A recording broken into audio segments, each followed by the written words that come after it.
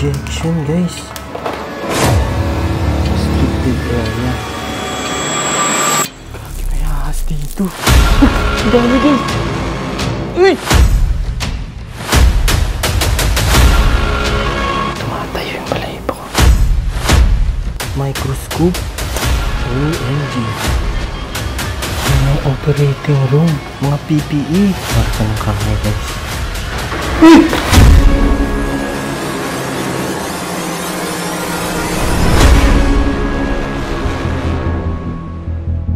Medyo malayo ang lokasyon, kaya gabi na makarating ako dito. Andito na ngayon tayo sa spot kung saan matatagpuan ang isang abandonadong COVID facility. Kaya tara, samahan nyo kong ikutin to. Pagpasok sa loob itong tumambad sa akin. Sira-sira na yung mga office siguro to. Evacuation route. Ayan o. So dito guys, mayroon itong magkabilaan at office. Just evacuation route may nakalagay. Tapos dito, sira-sira na rin guys. Yan o. Uy! Nagkalat din ang mga basag na salamin sa lapag, kaya kailangan magdahan-dahan. Daming bubog. Kasi nawasak ang kristal dito. Wasak na guys. So siguro may mga pumasok dati dito. Tapos binasag to. Check natin dito. OMG. Gaging laki nito. So check natin dito sa kaliwang bahagi muna. Kasi sobrang lawak nito. Ito yung left side. Dito yung right side. So meron dito mga rooms. Check natin kung anong meron dito. Tara. Pagpasok sa unang kwarto, itong mga nakita ko. Ito pero may nakalagay dito. Hematology. Hematology, hindi ko alam kung para saan yan. So kung alam nyo guys, kung may mga nursing tayo dito or nasa medical field, comment nyo naman kung ano yung hematology. Tapos dito, OMG. May mga naiwan pa dito mga lagayan ng gamot. Ano yan? Sobrang dami guys. Tapos dito, ano to? Medic. To, meron pa dito mga files oh. Tsaka may mga face mask guys. So hindi ko kasi masyadong mahawakan. So para sa safety, nagsuot ako ng gloves dahil hindi tayo sigurado kung anong mahahawakan natin dito. Pero habang nag-aayos, may bigla na lang. kasi mahirap magtalikot ng gamit kung wala tayong gloves. Tsaka salamat din sa mga nagko.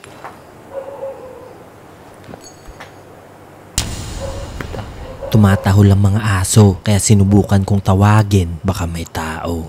Tao po? Wala akong narinig na sagot, kaya nagpatuloy lang ako sa paglilibot.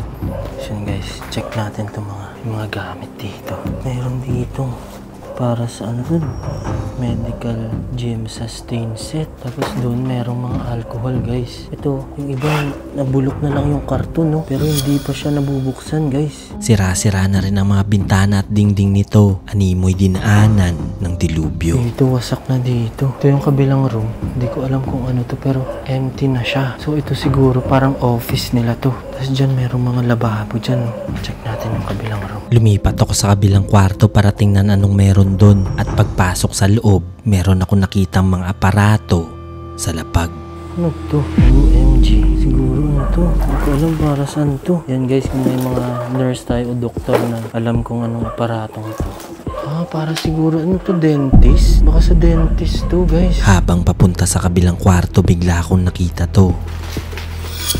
Uy, ano yan? Gagi, mga ano siguro to, scrub suit. Pero may ano na siya, mga parang sinunog ata to. Ito yung CR nila guys. Siguro para to sa mga nurse dito kasi yan may nakalagay. Authorized personnel only. Sa tabi nito matatagpuan ang records room nila. Sobrang daming papeles ang naiwan dito. Ito mga medical records guys. Yung iba nakakalat lang at halos nabubulok na. At karamihan sa mga ito, record ng mga pasyente. Siguro pa lahat may ano, mga record siguro to ng pasyente guys. Tapos meron pa dun oh, di lang dito guys. Sobrang dami niya. Sa tabi lang din ito matatagpuan ang chemistry room nila. Ito yung chemistry lab nila. Yan nakalagay dyan sa taas oh. So check pa natin. Tingnan natin kung ano pa mahanap natin dito. Naiwan pa dito ang mga gamit sa pagtest ng dugo. Microscope. Nakakalat lang at halos hindi pa nagagamit. Naiwan lang nila dito. Tapos dyan, mga jealousy nila, naiwan lang. Nakalat lang dito guys. Oh. OMG. What the heck na to? Dami. Ito, di ko alam para saan to eh. Pero itong dito sa kabila, yan yung lagayan ng blood samples guys. Lilipat na dapat ako sa kabila nang bigla ko may mapansin dito. Grabing lawak pala nito. Yan oh.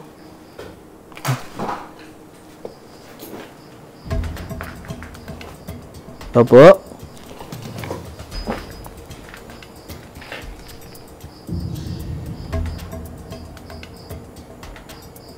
Baka nalalaglag guys. Takot dun sa taas. What the heck? Tara, lipat na tayo. Paglipat ko sa kabilang kwarto, meron akong nakitang sobrang daming karton at mga folder. So, dito tayo sa next room guys. Check natin. Opo. Yung iba meron pang mga tape at may nakalagay na petsa. Dito, ang daming karton. Itong mga karton na to. Yan o. Merong mga date guys. Meron din akong nakitang film at kung hindi ako nagkakamali, ito ang x-ray room nila. Merong mga film guys. So, ibig sabihin, ito yung x-ray room nila. Kasi meron dito mga film guys. Ito. OMG. Tapos dito may nakalagay na color coding. Yan o. So ganito pala pag mga radioactive. Ito yung mga kulay guys. Meron akong naamoy na kakaiba sa maliit nitong kwarto.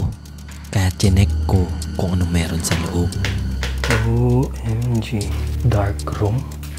Pangit na may sunog guys. Yan o. Ito yung dark room nila guys. May mga naiwan pang galon-galon na ink dito sa baba. Hindi ko alam kung para saan to. Siguro ito yung para sa kung paano nila makikita yung yung mga film. So para siguro tong yung mga nagde-develop dati para makita yung x-ray mo. Parang nilalagay nila dito. So check pa natin yung sa kabilang room. Check natin kung anong meron to. Naiwan din ng mga papeles ng mga pasyente na nagpa-x-ray dito.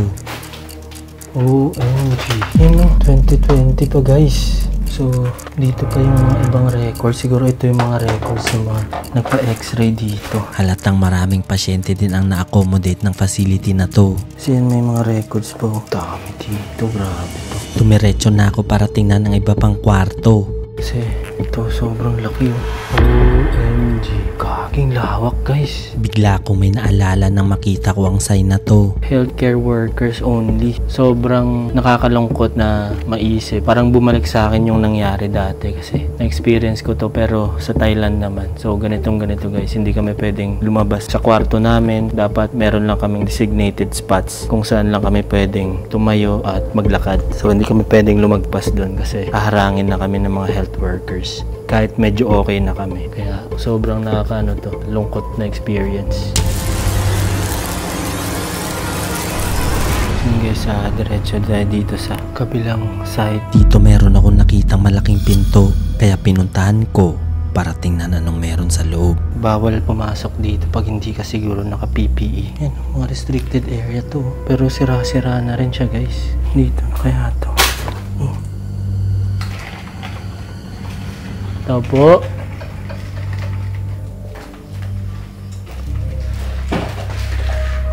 Uy!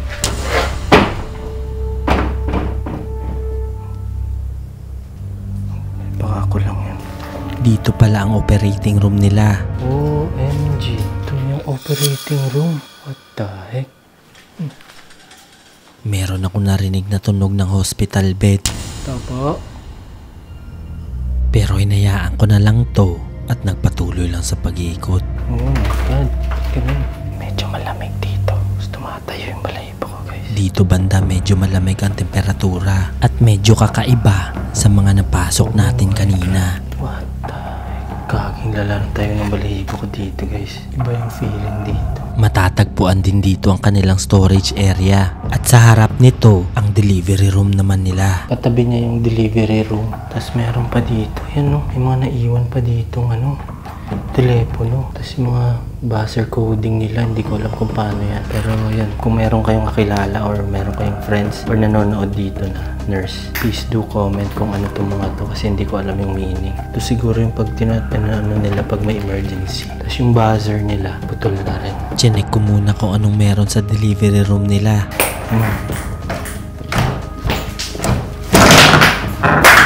Pero habang papasok, may bigla na lang. Oh, shucks.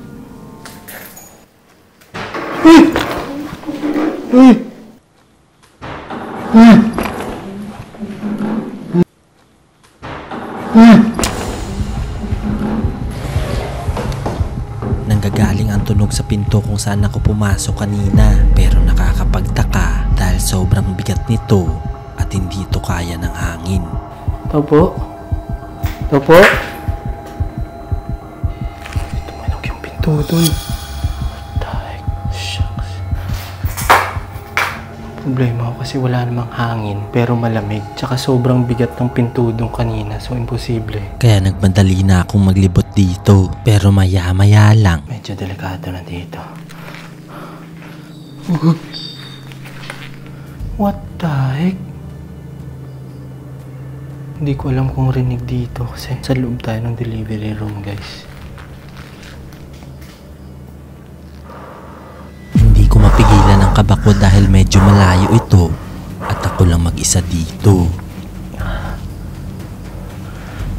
Tanggal, baka may tao dito sa labas. Tao po? Pagtingin ko sa lababo, bigla akong nakita to. Oh my God, kaki. Ano to? Mga syringe na nakalagay sa isang galon. Grabe, isang buo to. Nilagay lang dito. Siguro ito yung mga ginamit dati. Tapos nilalagay lang nila dyan. Grabe, bukod sa itong mga liliit. Meron din dito, guys. Sobrang laki. Ayan o.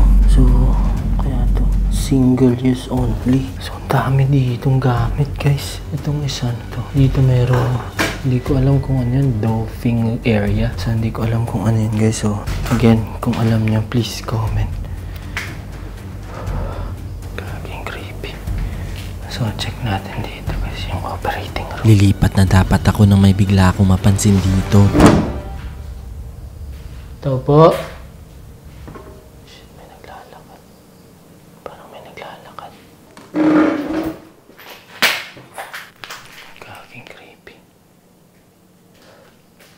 Nagpatuloy pa rin ako dahil baka sa kalumaan lang ito ng kisame. Guys, meron pa mga karatula o scrub room. Tapos sobrang laki ng lababo nila, guys. At nang pumasok ako sa operating room, itong tumambad sa akin. Check natin tong operating room. OMG. Ito po.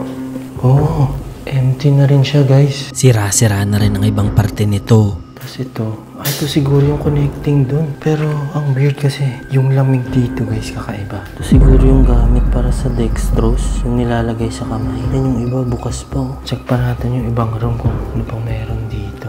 Yung mga upuan, sira-sira na rin, guys. Tapos dito rin sa kabila, sterilization area. So ito, para lang siguro to sa mga nurse. Bago natin libutin tong ibang parte, gusto ko sagutin ng comment na nagtatanong kung saan namin kinukuha ang funds para mapagpatuloy namin ang paglilibot dito sa Pilipinas. Sumasabay po kami sa trend kagaya ng Bitcoin dati na ang presyo nito is only 30 cents after 15 years is 100,000 na po siya. Ang ginagawa po namin ni Dayan, nagtitrade po kami gamit ang pocket broker. Dahil sobrang dali po nito gamitin, kahit hindi po kayo expert is pwede po kayo mag-trade dito. Pwede kayo mag-register, type nyo lang ang email nyo, password, and pwede nyo gamitin ang promo code ko na CADA para meron kayong 100% bonus. Ilalagay ko ang link dito sa baba. And then kung gusto nyo naman mag-deposit, click nyo lang ang finance, tapos click nyo ang deposit, tapos pwede kayo mag-deposit through GCash and other banks. And then proceed na kayo sa pagtitrade. Gagawin natin copy trading. So yung copy trading, click nyo lang tong social trading. Pili lang kayo ng mga expert traders. So pwede na siyang copy,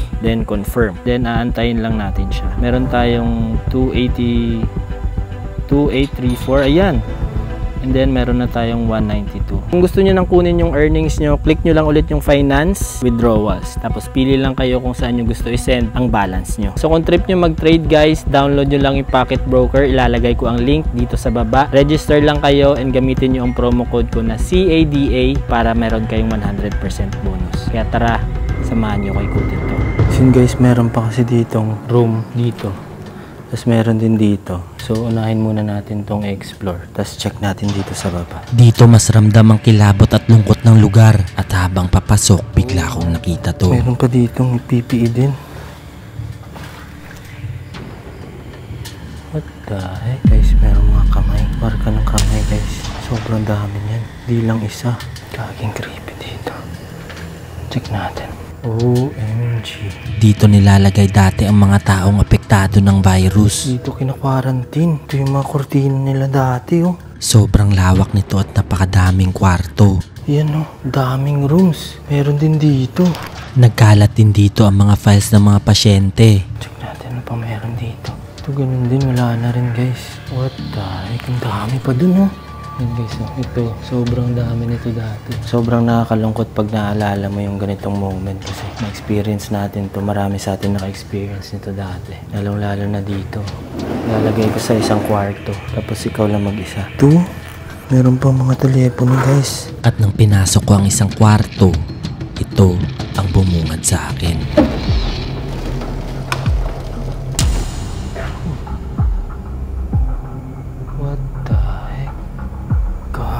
Siguro dalawang tao dito guys yung kinwarantin dati. Kasi meron tong dalawang parang cage oh. Tapos sinarado lang nila. So meron lang mga kortina. Sobrang bigat sa feeling makita to kasi halos lahat sa atin. Halos lahat siguro sa atin naka-experience ng ganito. Tsaka sobrang nakakalungkot. Maiisip mo pa lang siya. Nakakalungkot na ikukulong ka sa isang lugar ng ilang araw na mag-isa. So ito, medyo okay pa siguro to kasi meron siyang kasama. So may nakausap pa siya. Unlike sa iba sa atin, like ako, hiniwalay talaga ako kay Dayan dati nung naranasan ko yun. Kaya sobrang...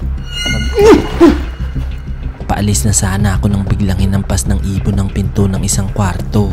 Kaya tiningnan ko anong meron sa loob.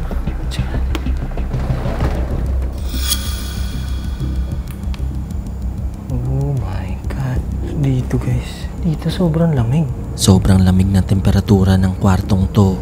Iba yung lamig dito ah. Check ko nga. Wait lang guys kasi medyo iba yung feeling ko dito bago natin babain yung sa baba. Ibang-iba sa pinasok natin kanina. Kaya sinubukan ko mag-EMF para makumpirma. At hindi nga ako nagkamali dahil maya-maya lang.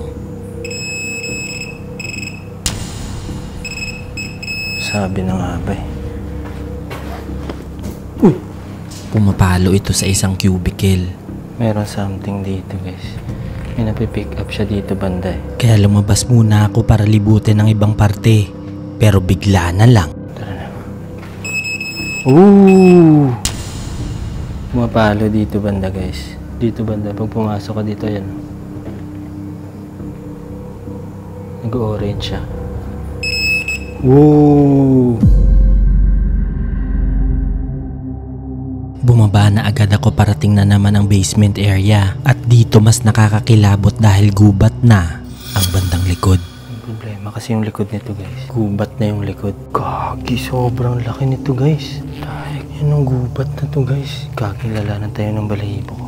May mga tumutunog pero for sure mga paniki yan. Sobrang daming nagkalat na basag na bumbilya at mga gamit sa ospital. Daming bumbilya dito. Kaya medyo delikado kasi baka masugatan pa tayo dito. Kaging daming telepono guys. Nagkalat lang dito sa labas at yung iba halos hindi pa nagagamit. Yung mga telepono. Tapos meron din dito para sa ano to eh. Ito yung ginagamit dati sa BP guys. Yan pag kumukuha ng blood pressure. Pero parang ito yung mga dati pa eh. Ngayon digital na kasi. Sayang to. Tapos meron pang mga Chelsea guys. At sa loob nito, mas madami pa. Ano siguro to? Mga PPE. Didiretso na dapat ako sa kabilang kwarto. Pero may bigla na lang. Yan yung iba nakasil po. Tinahapon lang guys. Dati sobrang mahal nitong mga to. Tas ngayon parang wala na lang. Nanggagaling ang tunog sa labas. Kaging lalaran tayo ng balahibo ko. Kaya dumiretso na agad ako sa kabilang kwarto. Dito natagpuan ko ang pedya room nila. Tao po. Oh my God. So yun guys, ang dami dito. So ito siguro yung pedya room nila. Kasi kulay pink eh. Tapos maraming mga ano dito. Mga book to. Meron pang ano dito sa mga bata guys. Ayun yung iba hindi pa nagamit oh. Grabe. Sayang yung gastos dyan pre. Galing sa tax ng mga tao yun. Tapos wala. Sa labas nito nagkalat din ang ibang aparato. Oh my God. Hindi ko alam para saan to guys eh. Pati mga oxygen pump andito Ay, pa. mga pump to para sa ano to eh. Oxygen. OMG. Grabe na yaan lang dito guys. Wala, tinapon na lang lahat dito. Sa tabi lang nito meron akong nakitang kwarto na parang opisina. Opo. Sira-sira na rin ang ibang parte nito pero sobrang daming gamit ang naiwan. Tapos yung ibang resibo nandito pa guys. Ito ano ata to? Monitor. Ano sobrang luma na. Monitor ng PC. At pagtingin ko sa lamesa, bigla ko tong nakita. OMG. Kaging lala nito. Yung mga ito. para sa dextrose. Yun, no? Grabe, nagkalat dito, guys. Meron din mga ano ng aircon. Sobrang lawak pala nito. Grabe, mayaan lang dito. Meron akong nakitang malaking kwarto sa kabila kaya pinuntahan ko para tingnan anong meron doon. Pero pagpasok ko sa loob, ito ang bumungad sa akin. Dami dito, guys.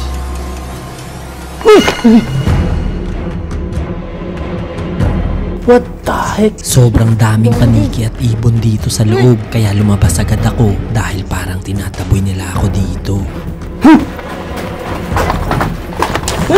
Tinatapik nila ako sa ulo kaya dali-dali akong lumabas. Sinusundan nila ako.